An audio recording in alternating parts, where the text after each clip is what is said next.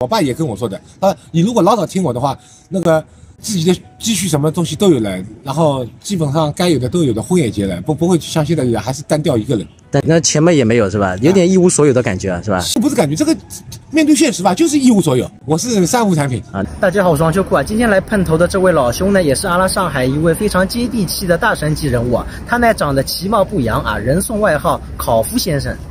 那么战神老师啊，讲讲你这个不为人知的经历好吧？你这个人生。哎，你好，秋库老师啊，今天很高兴啊，做和你的节目。不为人知经历对吧？我从小到大有一个很大的问题，从17岁成人开始，一直到现在，基本上就是被骗到一点，被骗到现在，被骗到现在都是经济上的东西。比如说我在学生时代跟现在都一样的，千篇一律的。比如说有人有困难找我借钱，那么我口袋里面多多少少都有点干巴吧，那么把这个东西全部借出去了，然后等到要人家还的时候，人总归是一生一世是找不到的，要么就电话不接。哦，你很多次了，对，很多次了，从学生时代一直到工作岗位，一直到社会上。到你现在40岁还这样吗？对，现在还是在这样被人骗。你这个不长记性吧，对吧？对，这个是屡教不改了，这虚心接受屡教不改了。那你为什么不改呢？对吧？因为你这钱没地方用了嘛，都要把它戒掉。对，因为我觉得人与人之间，比如说你真的私底下跟我来往很深的话，我这个人呢是比较重义气的，因为我们这种80后、90后的，特别是讲义气的。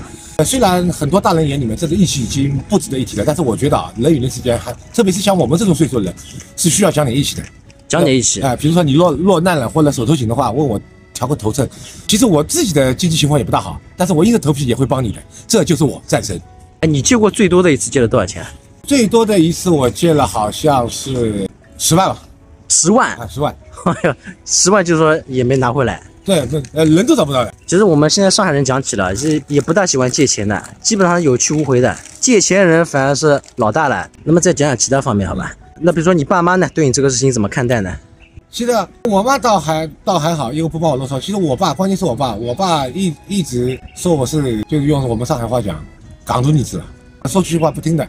其实我爸这个人呢，其实从各方面来讲，都是一个非常牛逼、非常强的人。他干嘛的呢？啊，其实我从来没有在平台上面公布我爸是干嘛。我爸其实是搞科研的，许多这种具体的东西也不方便那个，因为单位也有有保密制度的吧？对。我听你讲是不是一个科学家，是吧？啊，差不多就这个东西。反正我跟我妈基本上是2个人相依为命的。我爸基本上几个月才见一次。以前上班的时候是就是要去做保密工作的是吧？所以到现在为止呢，如果人家问我，其实我跟我妈的关系还是处得不错的，跟我爸呢没有我妈那样好，虽然他是我父亲啊。来听你讲，你从小也是很叛逆是吧？对，就你前面讲的不太听父母话的。对，我从小到大，哪怕到现在为止，一直都不听父母话的。就是说我喜欢做的事情，他们基本上都是阻止的。但是如果我从小到大一直听我爸的话的话，对吧？啊，其实我也不会被骗到现在。这个也是有点意思。其实我爸这个人，我还是蛮敬仰他的。但是我就不知道怎么，就是不喜欢听他话。哎，你指不定听他话的话，你现在指不定这点钱的话都存下来都不得了了，是吧？对，你讲的是有道理。我爸也跟我说的，你如果老早听我的话，那个自己的积蓄什么东西都有了，然后基本上该有的都有的，婚也结了，不会像现在一样还是单调一个人。但那前面也没有是吧？有点一无所有的感觉是吧？现在其实就是不是感觉，这个面对现实吧，就是一无所有。一无所有的。人家都是有票子、有婆子，还有房子，我是三无产品啊。那你后不后悔呢？不后悔，既然已经走到现在，都自己造成了，但是未来的路还很长，我会继续努力的。我上海激情第一人，我的激情只能被模仿，不能被超越。哥。